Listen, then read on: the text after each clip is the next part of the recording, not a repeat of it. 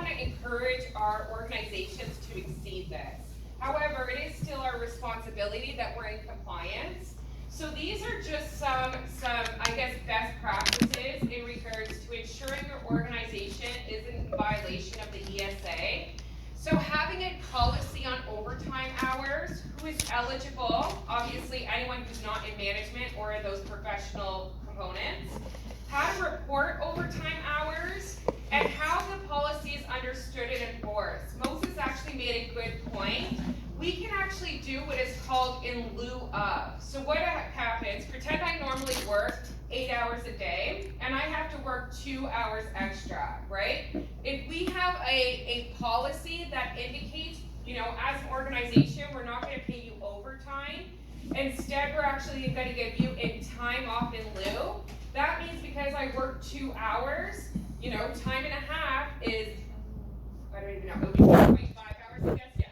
So I would be able to take 3.5 hours off to go get my nails done, whatever, right? So people like that. I will indicate, you will be very surprised how people like time off as opposed to money as you get older, to be honest. Because it's not, oh, we don't like money, we love money. But if you work a Monday to Friday day job, it's hard to get things done. Do you know what I mean? So they like time off, okay? Also ensure employees are classified periodically and properly, and also review job duties to ensure that the work being done matches the job qualification or classification. Try to avoid scheduling non-managerial staff more than 44 hours per week, and ensure that they leave work on time. I'll be honest, I see this a lot in professional work where people just are hard workers, right? So they do the job of 3 people, and we need to look at that allocation of work. Review job descriptions and performance targets to ensure that if overtime is needed or is there too much work to be done. And also monitor and maintain accurate records of work and amounts paid, right? So understanding these are just some good practices to ensure that we're in compliance. Moving on to my least favorite legislation, health and safety, okay? So one thing I want to indicate, do you all hate health and safety as much as, I shouldn't say that, it's very important. It is very important, it's just boring, okay? But one thing I will indicate, in the Occupational Health and Safety Act, we actually have, which is called the IRS, which is not what you think it is. It's the Internal Responsibility System. And what this means is health and safety isn't just the employer's responsibility. It is the employer, the employee, and the government, of course. So the Internal Responsibility System is based on the premise that the government alone cannot regulate all workplace risks, and it takes responsibilities from all parties to ensure that the workplace is health and safety.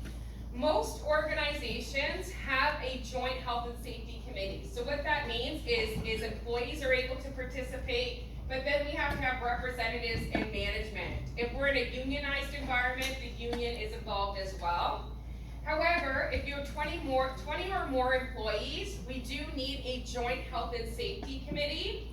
If we have less than 19 or 6 to 19 workers, then we have a health and safety representative, not paid. So I would be the health and safety representative for Odette if we only had nine employees. And ultimately what that means is I would go around the rooms, just see if there's any loose wires, if there's anything in the ceiling, and I would make recommendations to management. That's actually what the Joint Health and Safety Committee does. They meet monthly and they talk about risk in the workplace, right? In regards to, whatever risks that they see, and they make recommendations to get those impacted, okay? So, the employer, we do have a lot of responsibilities. One is obviously taking every precaution reasonable to protect the employees. So if we know machinery is faulty, we get rid of it, or we shut it down.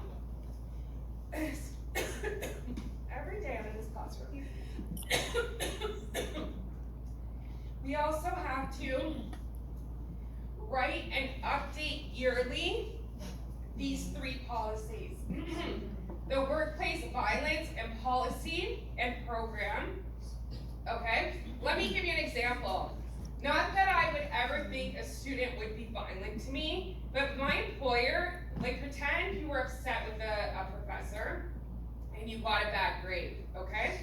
That could actually be a violence threat. Could you agree? Actually, Waterloo, okay, it was actually, I think it was political, but a professor was stabbed. Do you know what I mean? And it's actually work. I think it was political. It was like a gender, right? A professor, awful. But we also have to recognize that when we talk about workplace violence, it's not just employee to employee or employee to supervisor. It's employee to student, employee to customer, etc. Okay? Workplace harassment and bullying, we have zero tolerance in Ontario, okay? And this actually comes from Bill 168, where there should be no workplace harassment or bullying, and there needs to be a mechanism in place where employees can make those complaints. Let me give you an example. If you thought your professor was bullying you, could you complain about that? Yes, okay. But isn't it hard? Because there's that power imbalance. So, or let me just put it in real terms. If your boss was harassing you or bullying you, do you know what I mean? Recognizing it would be kind of risky to say, listen, this is harassment, whatever. There needs to be mechanisms in place and investigative procedures. And then of course the workplace occupational health and safety policy. And most organizations, you know, if you go to a front desk, that health and safety policy will be there, and the workplace violence, etc. So it needs to be well known throughout your organization, okay? Accidents, this is very important. So obviously if somebody is killed or critically ill, we must notify the Ministry of Labor immediately, okay? And I will indicate to you, obviously knock wood, you'll never have a death at your workplace, but a major injury is possible. So you ultimately also have to notify the Joint Health and Safety Committee and unions immediately. You're also required to send a written report indicating exactly what occurred within 48 hours. However, if it is a non-critical injury, we still have 4 days to report that to the Joint Health and Safety Committee, the union, and sometimes the Ministry of Labor. I'll give you an example. When I was in university, I worked with my dad at a manufacturing company, and he was a welder, as I mentioned to you, and I actually welded a part on my arm. Okay, was that smart, Diana? No. Right, so I still have a mark. Anyways, I didn't want to tell anyone because I was embarrassed, right? To be honest, I'm like, who does that? Whatever. I bought myself polysport, I hid it, I told my dad, but then our foreman said to me, Diana, like, that is wrong. By law, you had to tell me that this accident occurred. I had to get you medical treatment because it was quite deep. And more importantly, he had to notify the health and safety representatives to indicate they actually needed longer arm guards, but recognizing that employers have to be notified of this. So if there's an incident such as an explosion, fire, flood, cave-in, equipment failure, we also have to notify the Ministry of Labor within 2 days. This happened at the hospital. We had a flood in the basement. It wasn't really a big deal. However, we had to still notify the Ministry of Labor indicating this. And by law, no matter what we feel, every employee has the right to refuse unsafe work. So for instance, if this computer started sparking, and I'm like, I don't want to touch it, and then the employer's like, oh no, just stand away from it. I can still say, no, I'm not teaching that class, okay? So, Ministry of Labor, they become involved if there's a system that breaks down. So what that indicates is if the employees are making complaints about the safety working conditions in that organization, and the employer is not responding, the employees can call the Ministry of Labor and we get a surprise inspection. Don't be afraid of the Ministry of Labor, to be honest. Sometimes disgruntled employees will just call them, and then we have to go in and show them that we have safety records, we have training, these types of perspectives.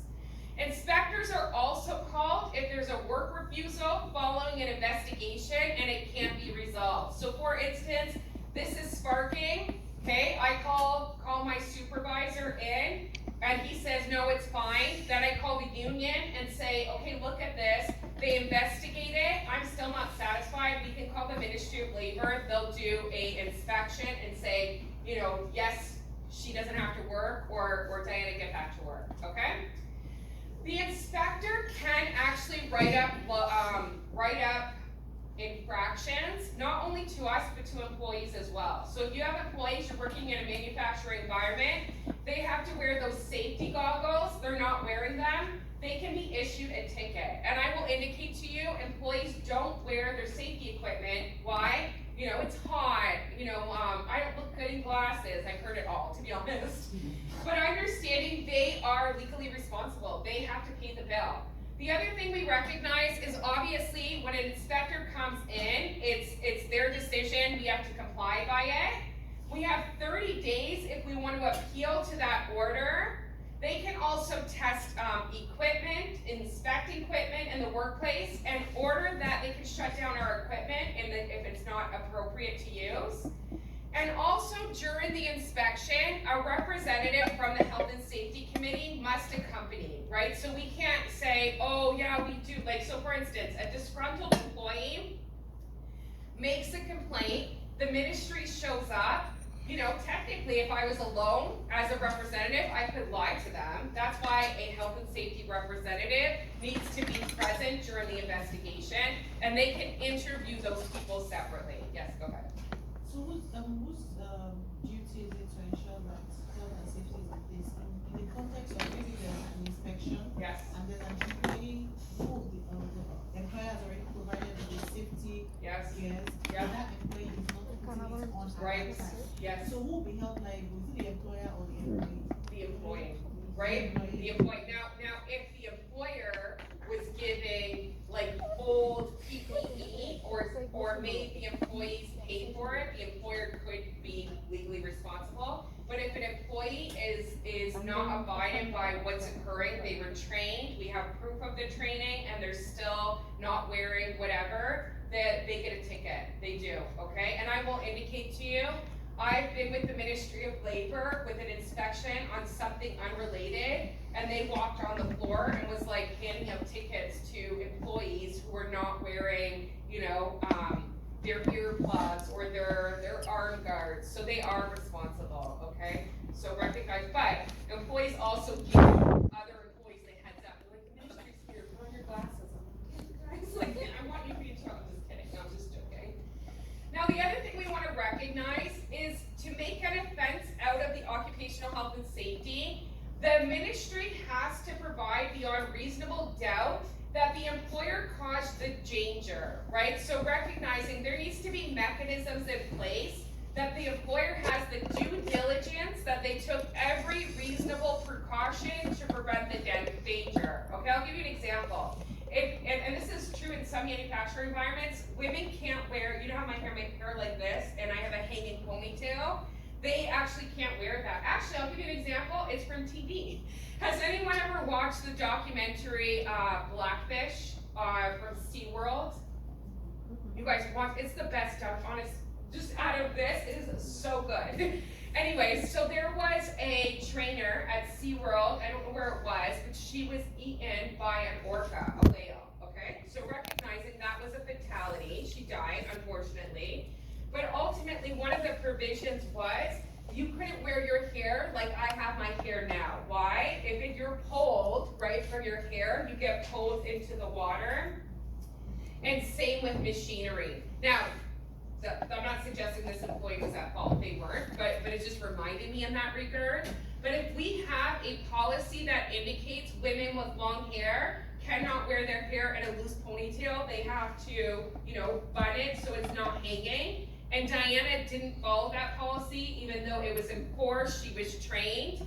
Again, we can't, what can we do, right? Just like we can't babysit every employee. So that's what we're talking about with due diligence. But go watch Blacklist. I think it's on Netflix. It's so, I watch it like 3 times a day. I'm just kidding, not that long, but I love it. Blackfish, we should watch it. So then next we recognize, again, any person can be legally responsible through the Occupational Health and Safety Act if they fall or fail to comply with orders or are guilty of an offense. Individuals may be fined up to $500,000. This is executives typically, right? So for instance, if we knew there was poison in this classroom, we were aware of it, but we still made our students and teachers continue to work, that's where these big fines come into play. And you can go to prison, again, don't worry about that. And the other thing is directors and officers can be fined up to $1.5 million and imprisoned up to 12 months. Corporations can be liable up to $1.5 million, okay? I will indicate, even though I do, is that a hand? No? Okay, so even though I do say health and safety is boring, it is important. Like truly, people die at work and that shouldn't happen. Do you know what I mean? And recognizing sometimes it's the employees who aren't following the proper procedures, sometimes it's the employers who are forcing expectations that are not reasonable. So it is important.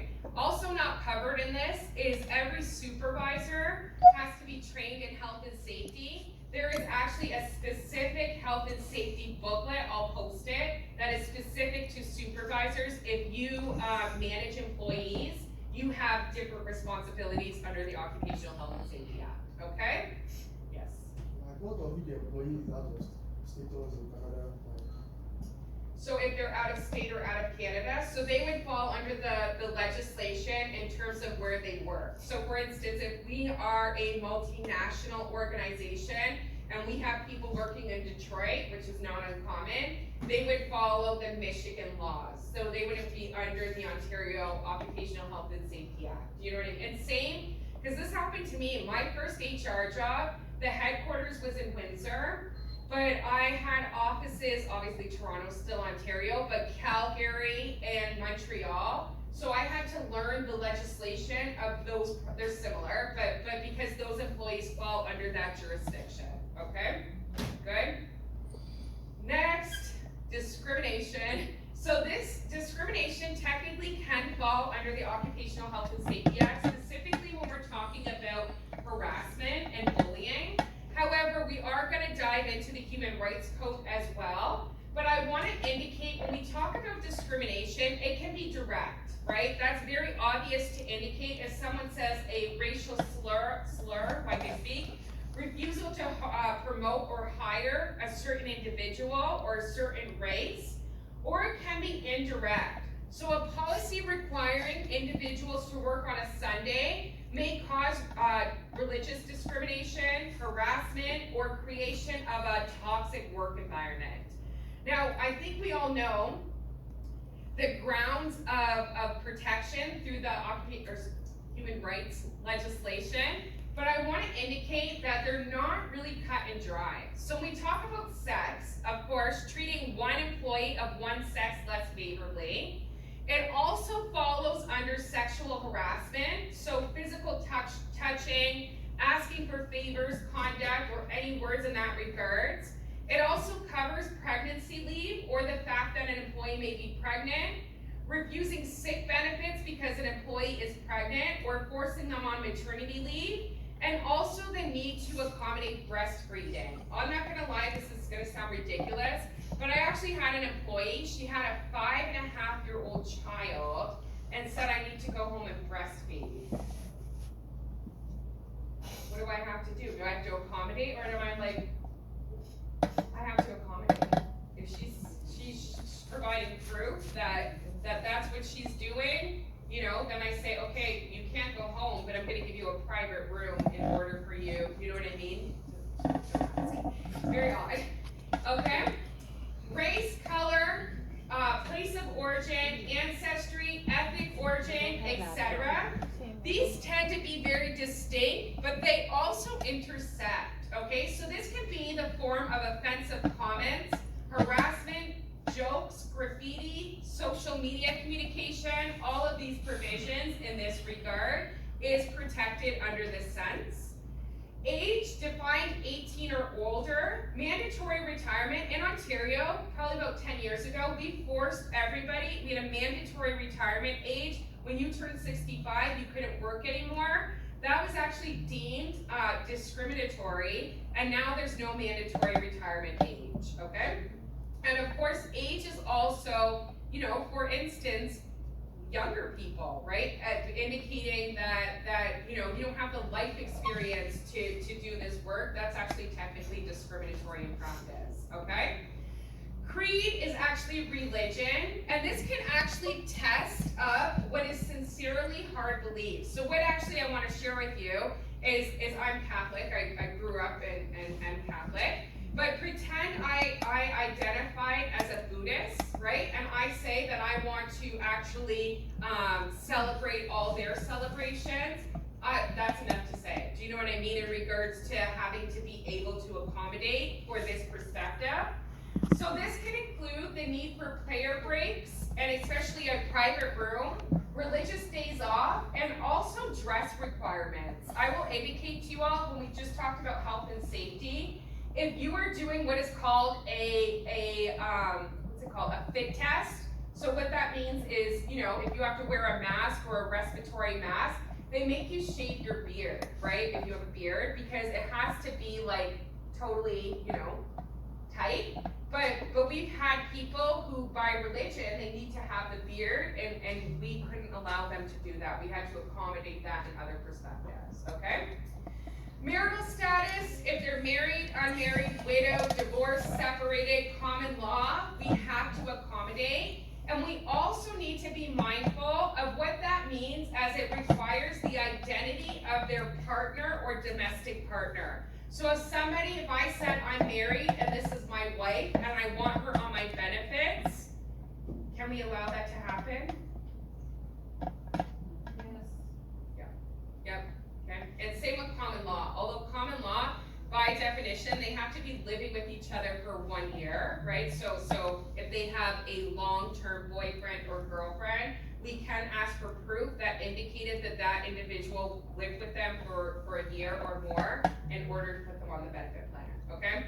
And then family status, there is the sandwich generation, we're living it right now, where they have young children, but they're also taking care of their elder parents.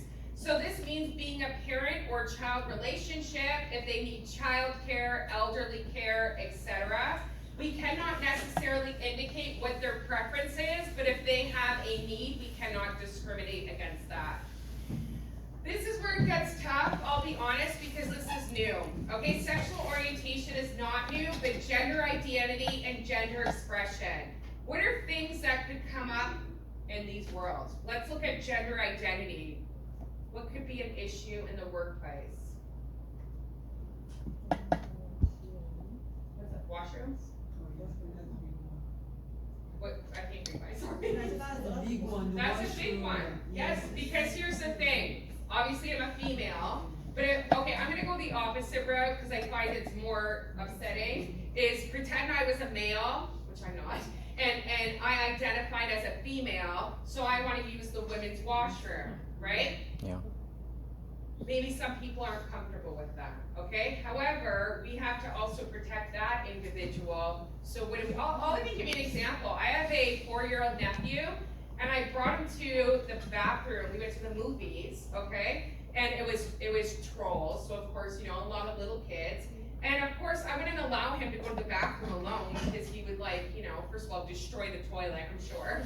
So I brought him into the women's bathroom, and by no means did anyone care. He's little. But then I did think, like, as I brought him in, I'm like, if anyone says anything to me about me bringing this young baby boy into the bath, like, I'll go nuts. Do you know what I mean? Because, you know, nobody did, but I can appreciate how some people may be uncomfortable if he wasn't 4, if he was 21. Do you know what I mean? I would indicate the best way to overcome that is to have like a gender neutral bathroom, right? Where you have male, female, and gender neutral. You're still accommodating that regards, but I will indicate it can get really challenging, okay? The other thing that I want to suggest, and I was saying this to my MBAs the other day, even pronouns, right? Yeah. So pretend I go by she, her, but I went by they, them, okay? If the first time time you said she, that's okay, you didn't know, right? But the next time I correct you, okay, and if you deliberately call me off, let's do it this way, because it's easier if I say, I go by she, her, but pretend my preference is he, him, whatever, right?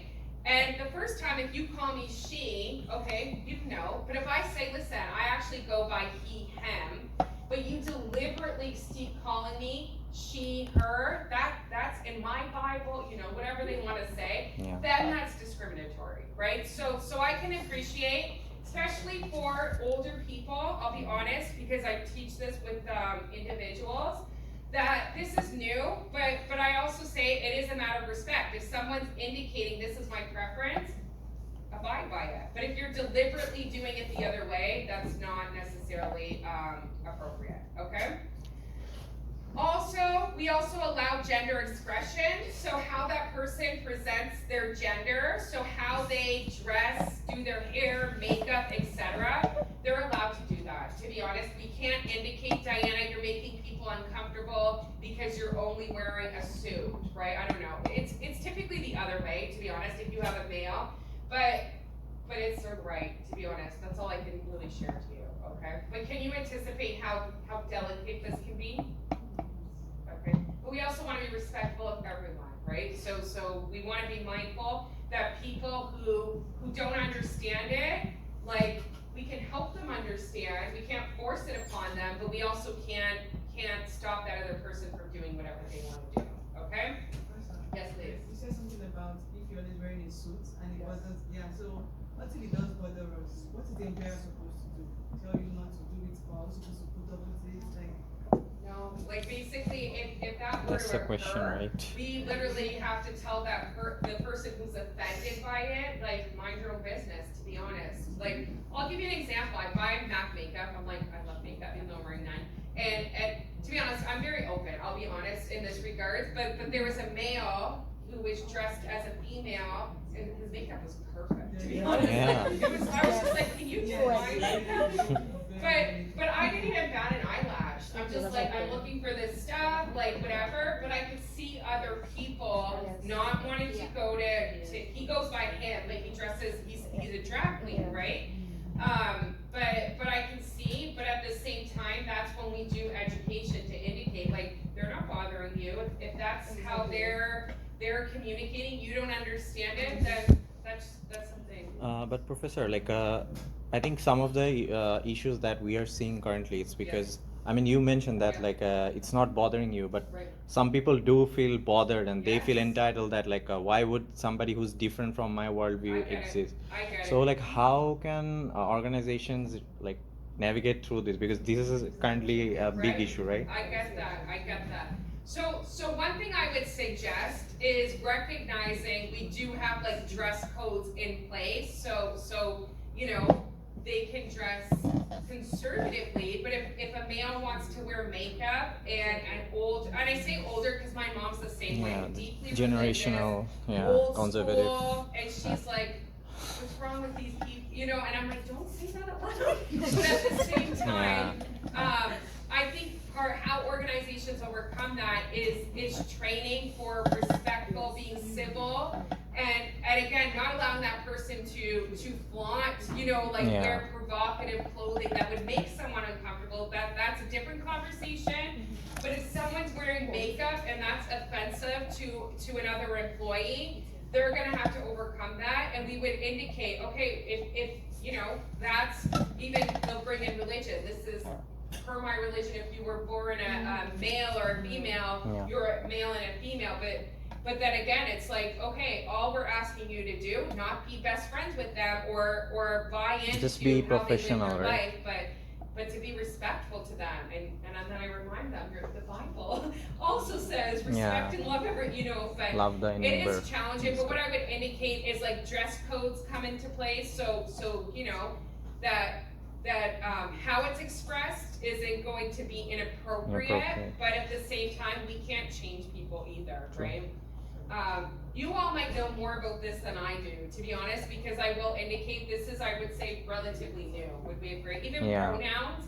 And you know, like I said, people are free to live their life, and if you communicate that. You don't have to agree with people, but you have to be respectful of them. That's all you can really do, right? But what I actually see a lot is, for instance, we have a male who goes by she. People are like, you're a man to me, and they review, and then we have those conversations. Listen, they told you what your preference is. You need to respect that, or don't say their pronouns, you know. So, all right. Anything else on this piece? Big. It's huge, to be honest. Like, we're touching upon it. It's a big topic. Okay. Record of offenses. We need to be careful on this, because obviously there are going to be some professions, especially in the vulnerable sector, we ask for a police clearance, and if you did anything, we pretty much don't give you a job.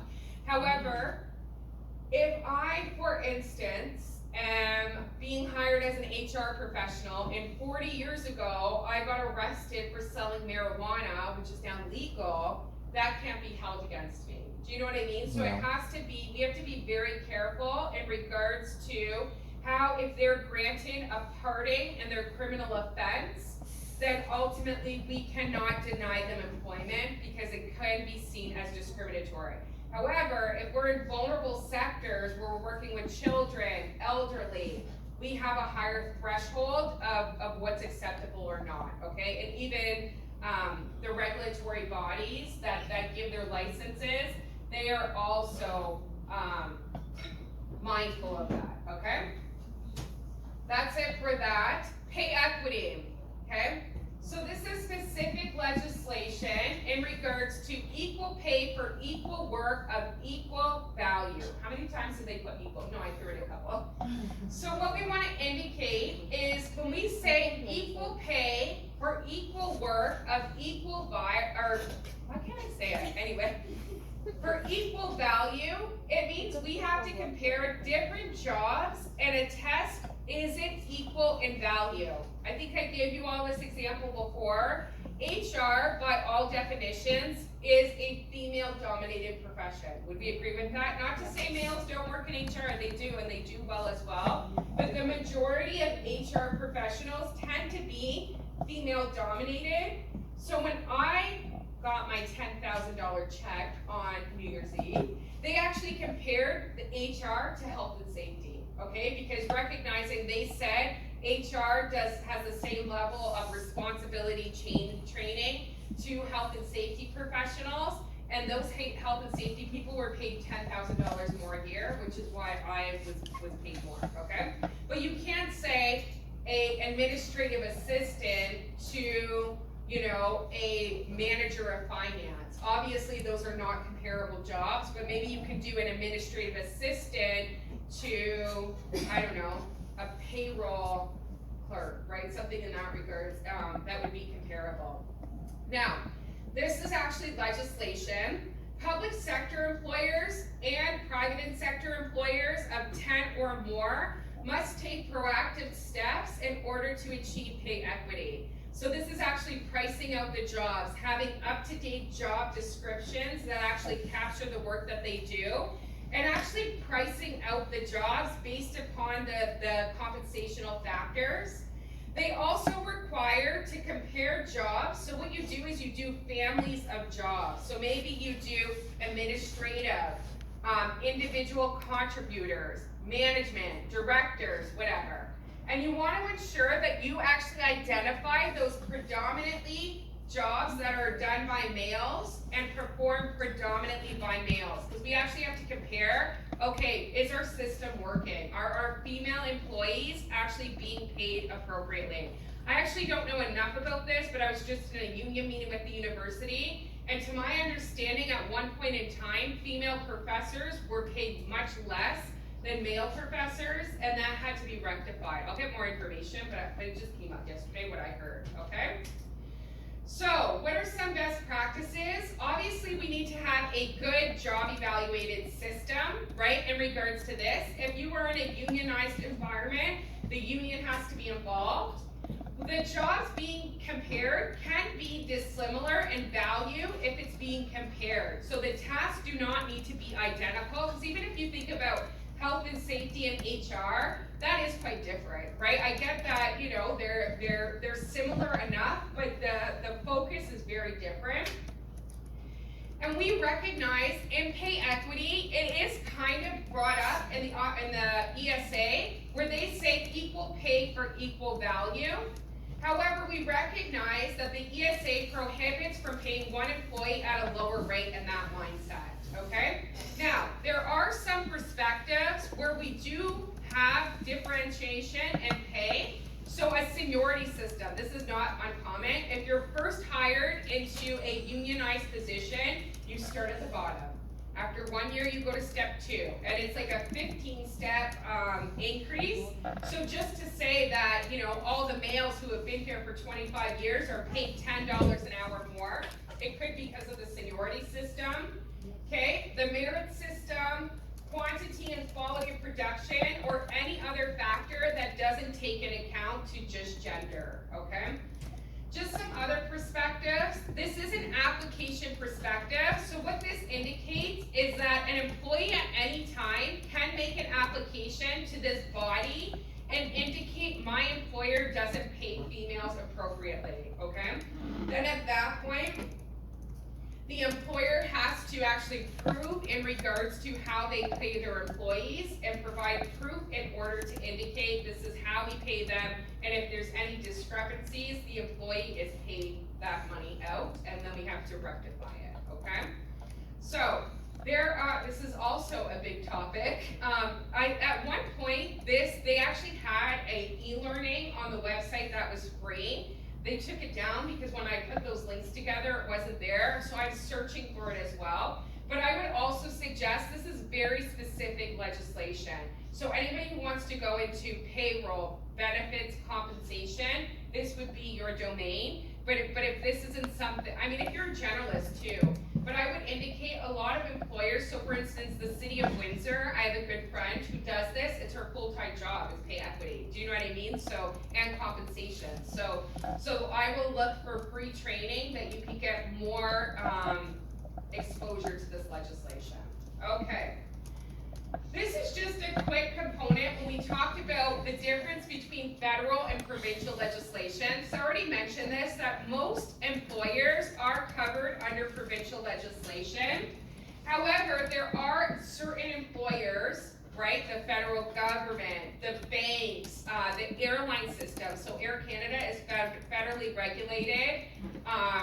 The broadcasting, so the CBC, etc. Those will be covered under federal legislation. However, most employers are provincial.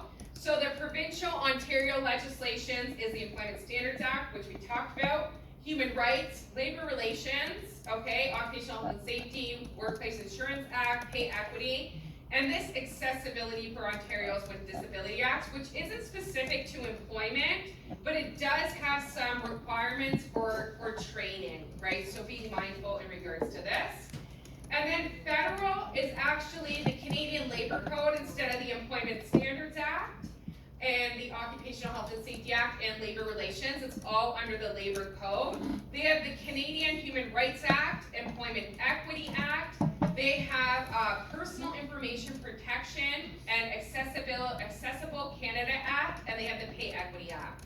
So I would indicate majority of you, as you start your HR careers, will probably follow provincial legislation. It's very, I wouldn't say very rare, but it's very specific who's actually done in Canadian or federal. I can't talk today. So examples of provincial, obviously retail, manufacturing, construction, schools, university, colleges, restaurants, professional services, hospital, mining and labor, lumber, and this is federal. Airlines, okay, the railway, I forgot about them. So you know CN Rail, if you ever took the train, which I quite like doing, they're actually federally regulated. Canadian broadcasting, TV and radio, telecommunications, banks, and shipping. Okay, so again, these are things. I'm not gonna go too into depth in regards to this is actually federal. Skip. All right, so, oh, this is cute that I put some interesting stuff. Because for our last class, we're actually gonna just do scenarios together. So I made workbooks that are being printed by the secretary, but again, going through this. So, these are things that we wanna indicate. We can cannot dismiss an employee if they make an application to any of these. I'll give you an example. It's not this school, but there is a professor who has an application in the human rights, and he's currently working here. It can't be held against them. So we can't say, oh, well, Diana has a human rights complaint against us, let's get rid of her. We'd be in a lot of trouble. Again, we also can't dismiss an employee for pregnancy or parental leave, refusal for unsafe work, absent for work for a work-related cause, pay equity, or union-related activities. So if you're on the union and you're an advocate for bringing in a union, we can't fire you because that's actually your legal right to be able to do that. And the remedy for dismissing an employee by asserting these rights will be ultimately monetary damages, reinstatement, or both. And oftentimes it is both. So not only do you have to bring them back to work, but you have to pay them significant money, okay? When we're talking about just cause, when we're talking, this is termination, we cannot say for lack of work, you're terminated for just cause. That doesn't constitute just cause. Loss of contract or financial situation. If we had to let go employees, we would terminate them without cause and pay them severance. That's all this means, okay? The other thing is, because dismissal of lack of work without cause, then again, termination pay needs to be paid. Employees can be placed on a temporary layoff that doesn't exceed 13 weeks or 35 weeks if they maintain the benefits. If no work is available, again, termination pay can ultimately be paid in regards to that. So we can't just indicate we're terminating you without just cause, we're not paying you severance for these perspectives. Constructive dismissal, okay, I'll be honest, I'm gonna be blunt. A lot of people, and I'm talking about workers, don't know what this is, right? So they don't even know if this is happening to them, that they don't know they have rights in order to sue for just cause. So constructive dismissal is ultimately is common law, where again, that employer makes changes to the employment agreement without the employee agreeing to it or providing reasonable notice. So this entitles or forces the employee to resign, and they allege constructive dismissal, and then they claim damages. They can accept the change or reject the terms of changes and remain with the employer. So let me give you an example. I would indicate to you, oh my God, hang on.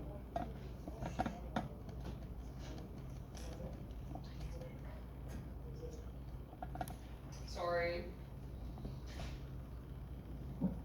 It's my professor, he's like, pay your tuition, Diana. I'm like, it's for $15,000, I don't want to pay it. I was gonna pay it next week, anyway. It's so annoying. So I just wanted to see what he said. Sorry. Isn't that annoying? But you know what? Okay, let me ask you guys your opinion on this. So I go to school in Alberta and in Ontario, like it's just online, don't worry about it. But in Ontario, if you had an outstanding balance, as your professor or program director, that wouldn't be communicated, right? Right? It may say, oh, you know, Diana has a block on her enrollment. She can't enroll in classes until she takes care of her bill. In Alberta, the program administrator actually emailed my program director and my professor saying Diana has an out, because I'm like refusing to pay for it, they won't, and then now I have to pay for it. But recognizing, by letting my professor know, don't you think they're like judging me a little bit, saying like you're not doing what you're supposed to do, and that impacts their opinion of me, right? Yeah. So then I went to my program director and I'm like, you know, this is like a confidential, as I'm telling all of you, but I'm like, this is a confidential matter. Like I don't like people knowing my financial business. Do you know what I mean? But I guess in Alberta, that's okay. They don't have the same privacy legislation. But then I'm like, I feel like my professors are gonna be like this deadbeat, you know, and because we're a small class. Don't you think that's rude? Yeah. I do. I get it. So guess what? I'm not paying until the end of the year now. The math. Like, oh. No.